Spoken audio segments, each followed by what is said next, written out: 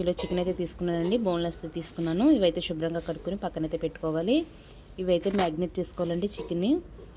Taste సరిపడా salt, కొంచెం పసుపు, గరం మసాలా, చికెన్ మసాలా, ధనియా పౌడర్, 2 స్పూన్లు అయితే కారం వేసుకున్నానండి. అది చిన్న స్పూన్ కదా, 1 స్పూన్ లెక్క వస్తుంది. అలాగే 2 స్పూన్లు అయితే అల్లం వెల్లుల్లి పేస్ట్ కూడా వేసుకున్నాను. ఒక నిమ్మకాయ బద్ద అయితే పిండుకోవాలి. అలాగే 2 స్పూన్లు అయితే పెరుగు వేసుకోవాలండి.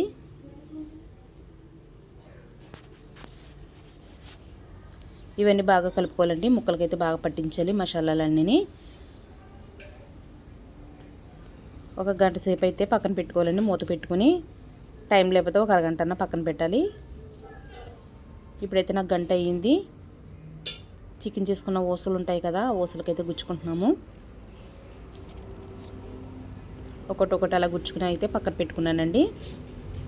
ఇవన్నీ మొత్తంగా గుచ్చుకున్న తర్వాత నేనైతే పుల్లల పొయ్యి మీద చేస్తున్నానండి. స్టాండ్ అయితే పెట్టుకోవాలి. స్టాండ్ పైన అయితే నేను 3 చెప్పినవి అయితే కాల్చుకుంటున్నాను. నేనైతే ఫస్ట్ టైం చేశానండి, చాలా బాగా వచ్చినాయి.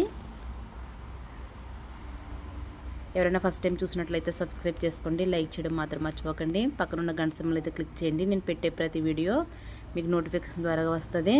మా అల్లుళ్ళ కోసం అయితే ఒక లైక్ అయితే ఇవ్వండి. మళ్ళీ మంచి వీడియోలో కలుస్తాము. Bye friends.